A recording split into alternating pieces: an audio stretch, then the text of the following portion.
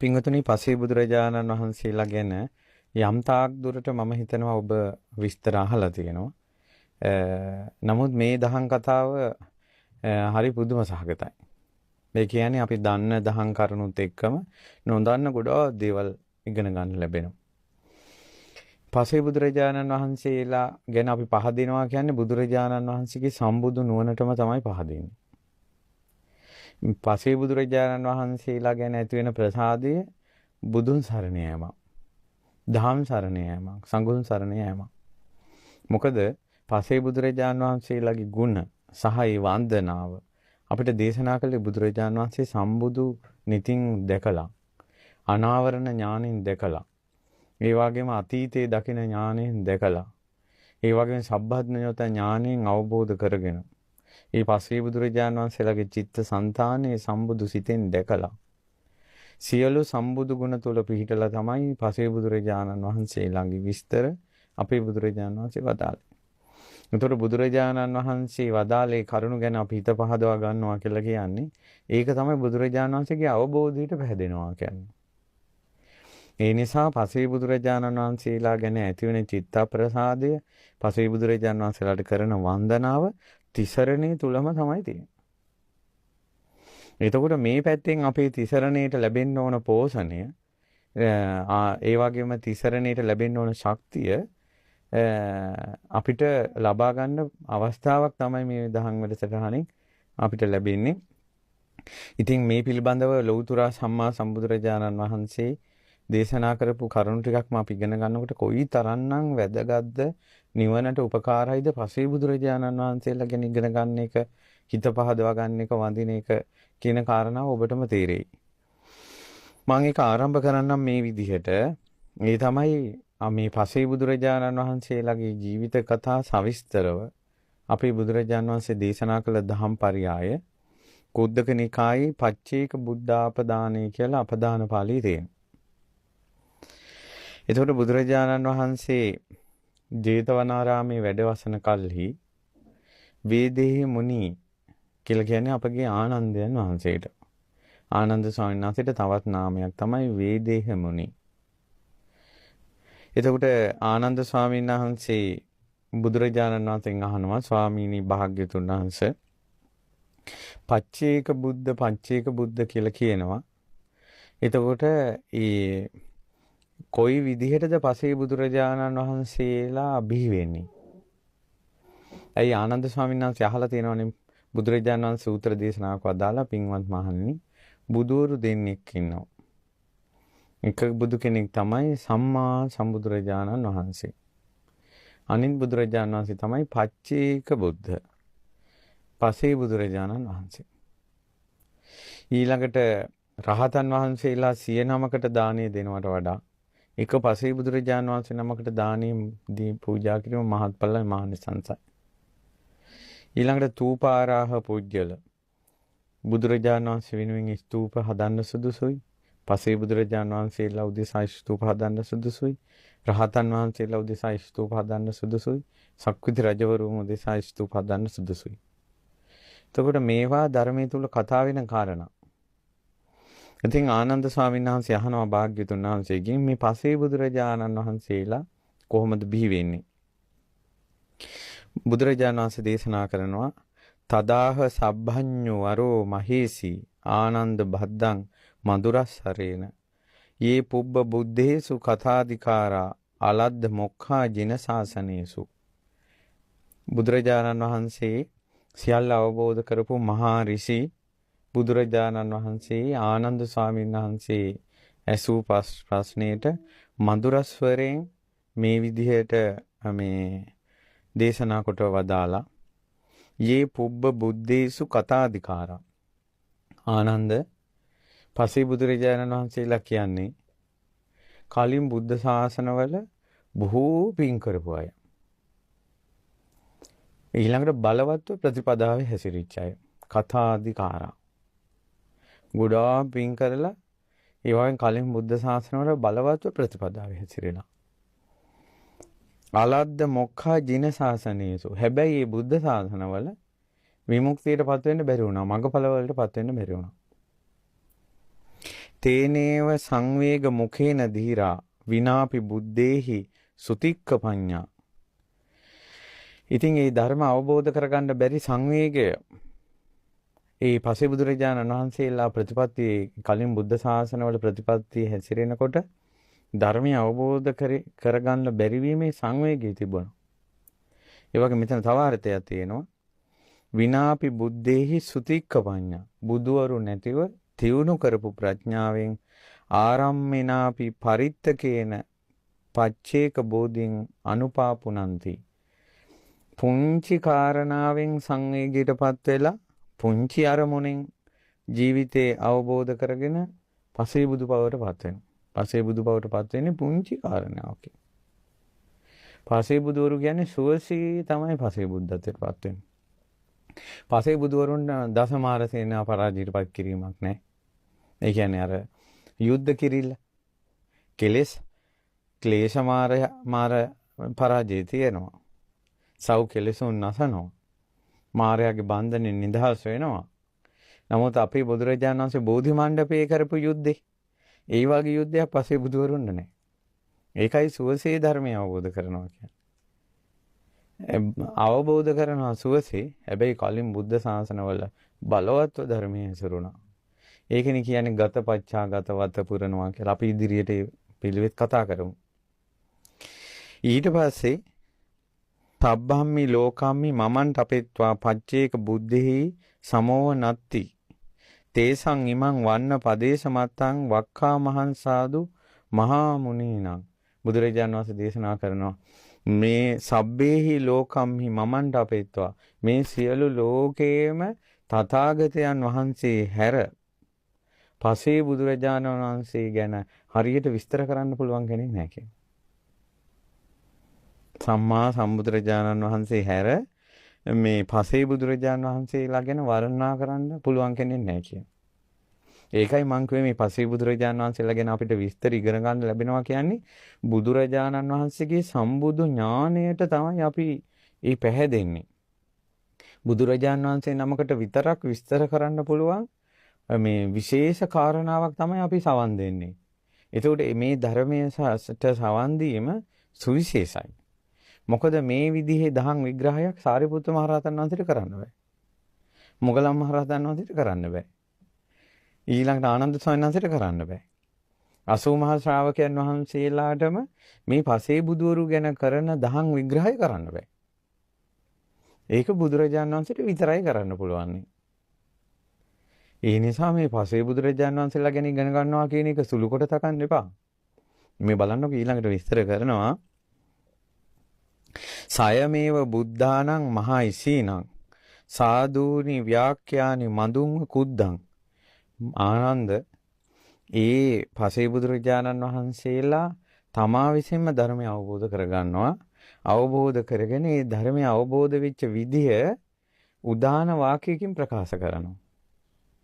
තමන් ධර්මය අවබෝධ කරගත්ත විදිය පුංචි වාක්‍යයකින් ප්‍රකාශ කරනවා. ආනන්ද සාදූනි වාක්‍යානි මදුං කුද්දං. ඒ පසේ බුදුරජාණන් වහන්සේලාගේ උදාන වාක්‍ය හරියට පුංචි මී වද වගේ කියනවා. පුංචි මී වද වගේ කියලා කියනවා. පසේ බුදුරජාණන් වහන්සේලාගේ වාක්‍ය. ඊට පස්සේ අනුත්තරම් බේසජ්ජම් පත්තයන්තා. ආනන්ද සංසාර කෙලෙස් නසන්ට සංසාර රෝග නසන්ඩ අනුත්තර වූ බේසජ්ජේ නේද ප්‍රාර්ථනා කරන්නේ ඔබ. ඒ කියන්නේ සංසාරයෙන් ඈතර වෙ නිවනනේ අපි පතන්නේ. ඒක තමයි අනුත්තර බේසජ්ජය. නිවන් පතාගෙන අපි කවුරුත් මේ ධර්මයේ හැසිරෙන්නේ පින් කරන්නේ බුද්ධ ශාසනයේ පිහිට හොයන්නේ නිවන් පතාගෙන.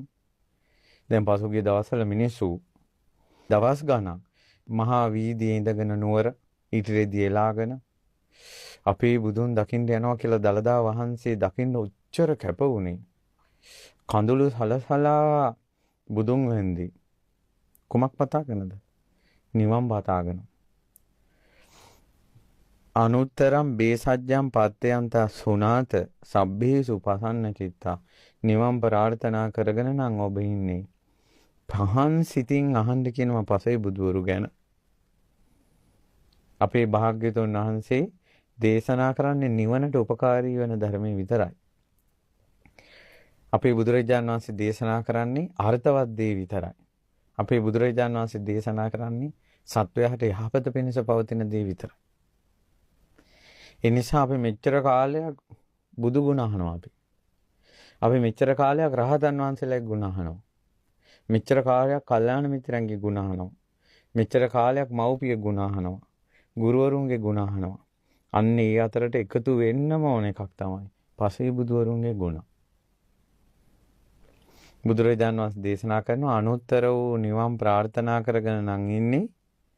සුනාත සබ්බේසු පසන්න චිත්තා.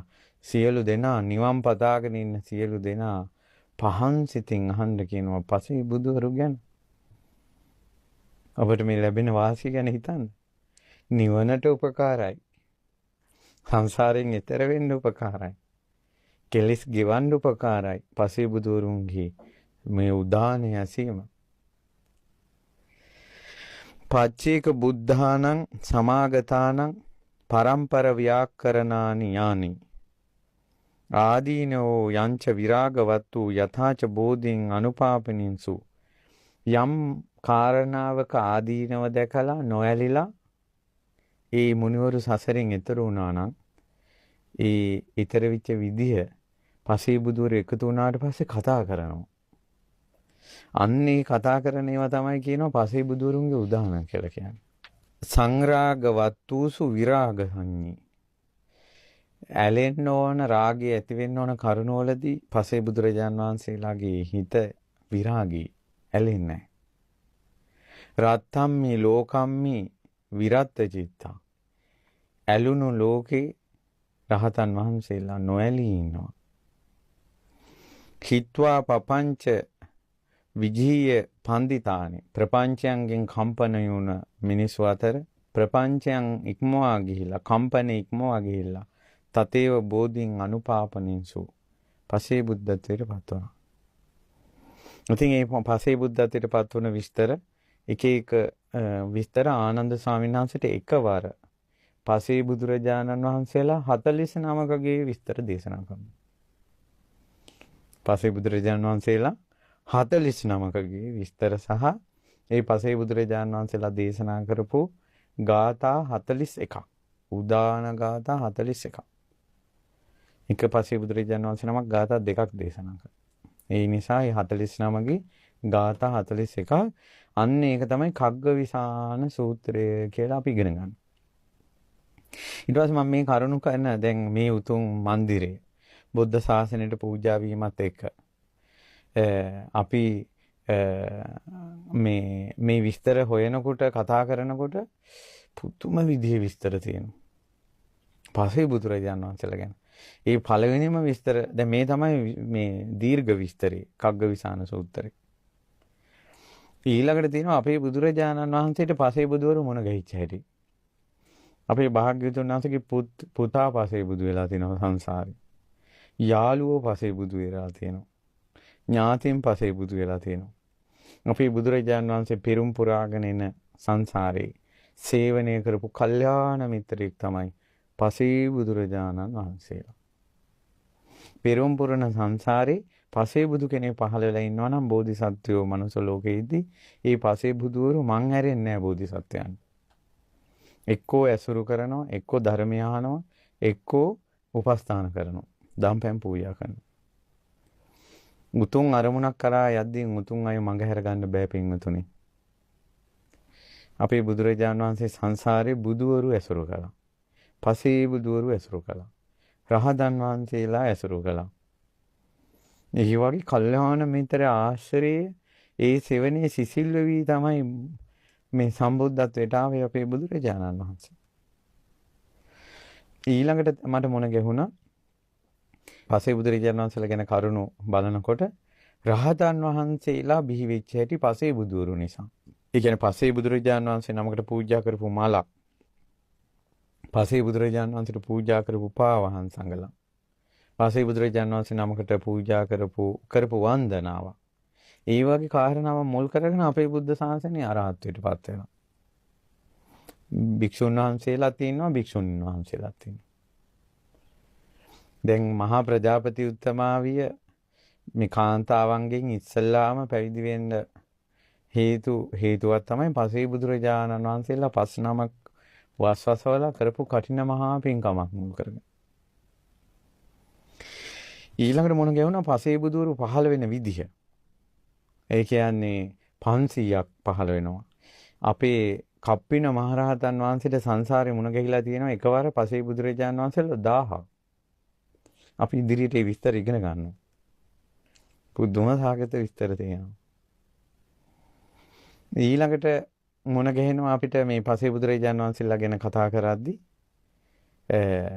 අපේ ලංකාවට ධර්මයේ ලැබෙන්න හේතුවේ මුල් පුරුකක් තියෙනවා මේ පසේ බුදුරජාණන් වහන්සේ නම.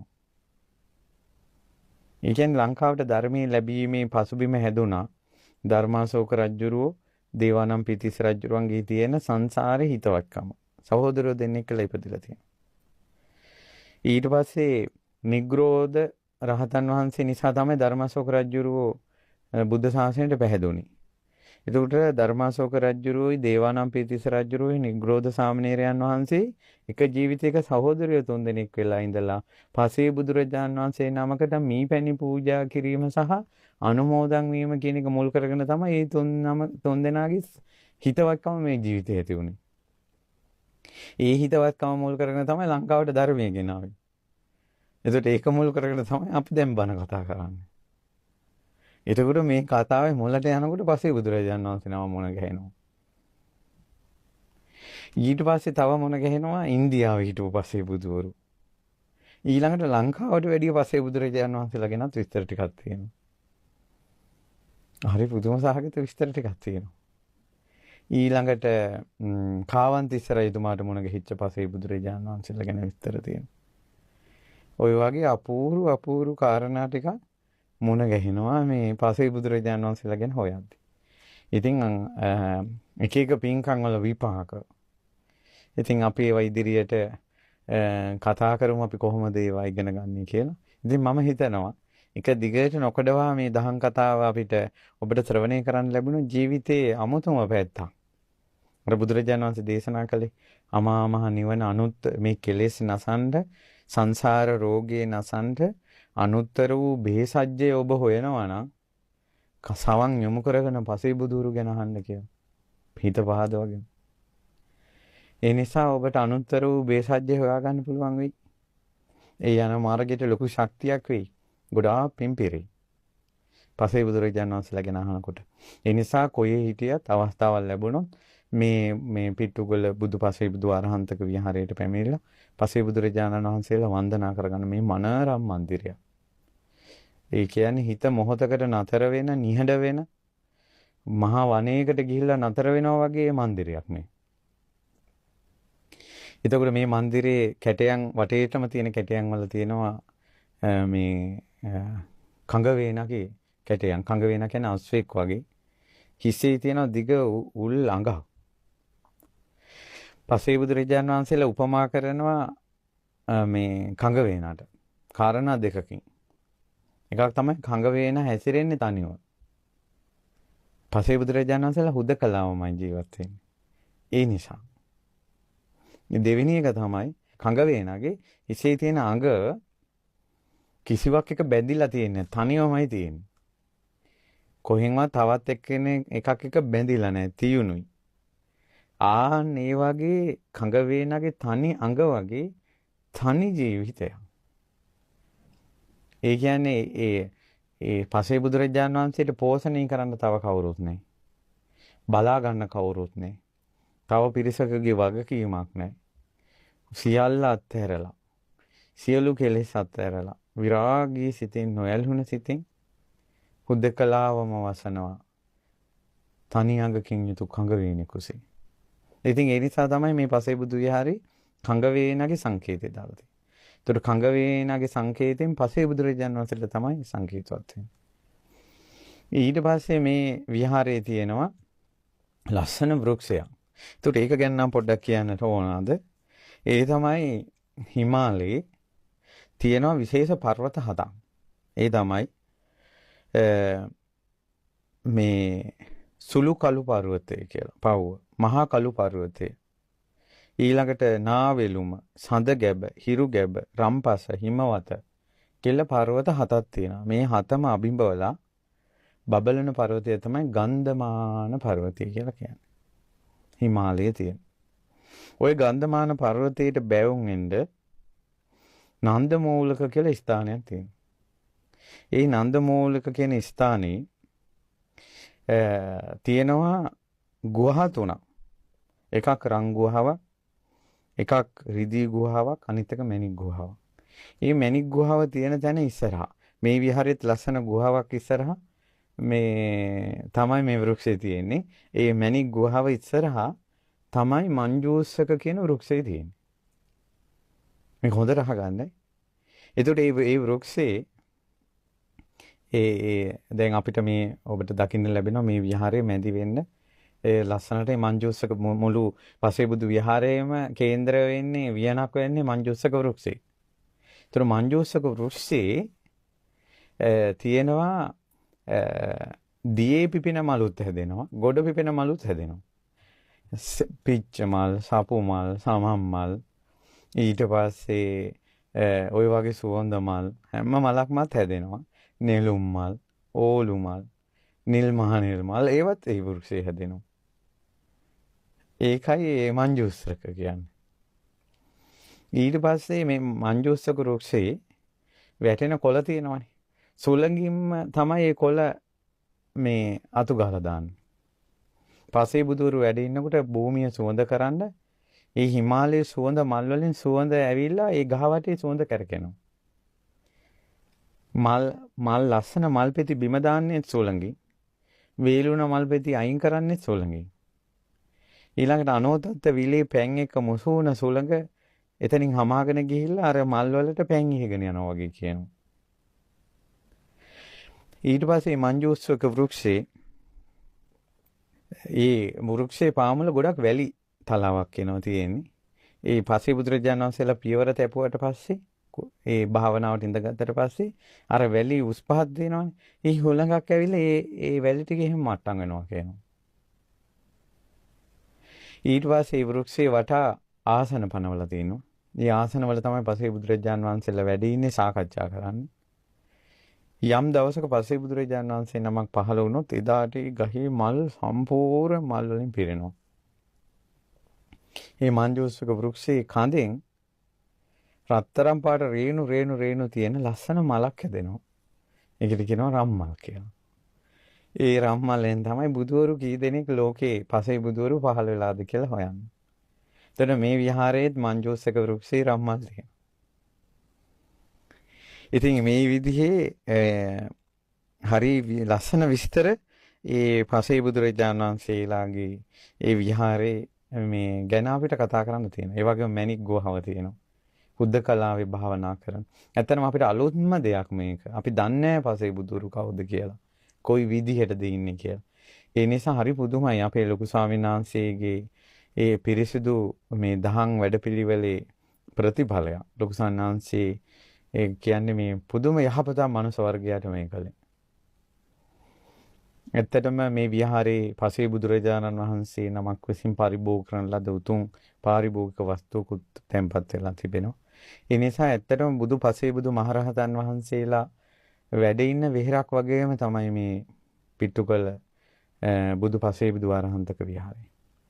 මේ ලෝකයේ මිනිස්සු සදහැවතුන් වැඳ පුදාගත යුතුම තැනක් තමයි. ඉතින් ඒ ඔබ කරන වන්දනාවට ලොකු ශක්තියක් පහන් බවක් දෝතට ගත්ත මල් වට්ටියක් වගේ වේවි මේ පසේ බුදුරජාණන් වහන්සේලා ගැන අහන එක. ඉතින් මේ විහාරය කරන ලොකුම වන්දනාව තමයි ඉසිගිලි සූත්‍රයේ සජ්ජායනා කරන එක. ඉසිගිලි සූත්‍රයේ සජ්ජායනා කිරීමම ප්‍රමාණවත් මේ වෙහෙරේ. ඊළඟට හුදකලාව ටිකක් භාවනා වෙලා ඒ හුදකලා සුවයට හිත කැමැති කරගන්න. අපේ හිත හුදකලා නැහැ. හැම වෙලාවෙම තවත් අරමුණක් එක්ක ගැට ගහිලා තියෙන්නේ. හුදකලාවේ සුව විඳුණු කැමැති කෙනෙකුට ඇත්තටම මේ දහම් කතාව පවා හුදකලාවට කැමති අයට මිහිරි බණ කතාවක් මේ. හුදකලාවට කැමති අයට මිහිරි බණ කතාවක් තමයි මේ පසේ බුදුරජාණන් වහන්සේලාගේ බණ කතාව. ඉතින් ඒ නිසා මේ පසේ බුදුරජාණන් වහන්සේලා වීත රාගී, වීත දෝෂී, වීත මෝහී උත්තමයෝ පසේ බුදුරජාණන් වහන්සේලාට මේ ලෝකේ ගින්නකින් දැවෙන්න දෙයක් නැහැ. ජලයෙන් යට වෙන්න දෙයක් නැහැ. සොරුන්ට පැහැර ගන්න ඕන දෙයක් පසේ බුදුරජාණන් වහන්සේලා ළඟ නැහැ. අනතුරු වලට ලක් වෙන දෙයක් පසේ බුදුරජාණන් වහන්සේලා ළඟ නැහැ. පසේ බුදුරජාණන් වහන්සේලා පින්ඩ පාතින් යැපෙන්නේ. හුදකලාවේ වනේ වාසය කරන්නේ. මිනිසුන්ට හොඳ නරක යහපත ආභිසමාචාරික වත් පිළිවෙත් ගැන කියලා දෙන්න පුළුවන්. පසේ බුදුරජාණන් වහන්සේලාට සම්මා සම්බුදුවරු නැති ලෝකේ මහා පුණ්‍ය නිදානේ බවට පත් වෙන්නේ පසේ බුදුරජාණන් වහන්සේ. සම්මා සම්බුදුවරු නැති ලෝකේ අග්‍රතම උච්චතම ස්ථානයේ තමයි පසේ බුදුරජාණන් වහන්සේලා. සම්මා සම්බුදුවරු නැති කාලේ. ඉතින් මේ ලෝකයක්ම දෙවියන් බබොන්ට වන්දනමාන කරන්න ලැබෙන එකම අවස්ථාව ලැබෙන්නේ සම්බුදු කෙනෙක් පහළ වෙන්න කලින් පසේ බුදුරජාණන් වහන්සේලා පහළ වෙන්නේ. ඉතින් ඒ නිසා ඒ අසංකේය කල්ප දෙකකුත් කල්ප ලක්ෂයක් පෙරම් පුරාගෙන එනවා කියලා යටුවාවේ තියෙන්නේ. ඉතින් සංසාරේ ගොඩාක් ප්‍රතිපත්තිය දුන බොහෝ පින් කරලා සංසාරයෙන් එතරට වැඩිය උතුම් පසේ බුදුරජාණන් වහන්සේලා. මේ පසේ බුදුරජාණන් වහන්සේලාට කරන වන්දනාව මේ කරන දහම් කතාව කොච්චර පින්ද කියලා තේරෙන්න පසේ බුදුරජාණන් වහන්සේ නමකට වචනයක් වැරදීමෙන් සංසාරේ තමන් විඳවපු හැටි තියෙන කතා තියෙනවා. අපි මේ දහම් වැඩසටහනේ අවසානයේට එක දහම් සාකච්ඡාවක් කරනවා පසේ බුදුරජාණන් වහන්සේලාට වෙච්ච වැරදි නිසා සංසාරේම විඳවන මිනිසු ගැන කතා කරනවා. පසේ බුදුරජාණන් වහන්සේලාට පැහැදුන නිසා සසරේම සැනසුන මිනිසු ගැන කතා කරනවා. එදාට ඔබට තේරෙයි පසේ බුදුරු කියන්නේ කවුද කියලා. සුළුපටු නැහැ. ඒ නිසා ඕන්න අද මේ වෙලාවත් ගියා. ඉතින් අදට මේ කරුණු ටික ප්‍රමාණවත්. අපි ඉතිරි දවස් ඉඳලා තව දහම් කරුණු අර ලස්සන මේවද එක එක මේවදය ඒ මේවදේ රස බලබලා අපි යන් ඈතටම යන්න පසේ බුදුරජාණන් වහන්සේලාගේ හුදකලාවේ සුව විඳින්න. ඒ නිසා මේ මුනිවරු බුදු පසේ බුදු මහරහතන් වහන්සේලා නිවී සැනසී පැමිණ වැඩිය වදාළ නිත්‍ය මංගල පරම සුන්දර ශාන්ත ප්‍රණීත අමා මහ නිවන පිණසම අපිට මේ දහම් කතාව හේතු වාසනාව වේවා.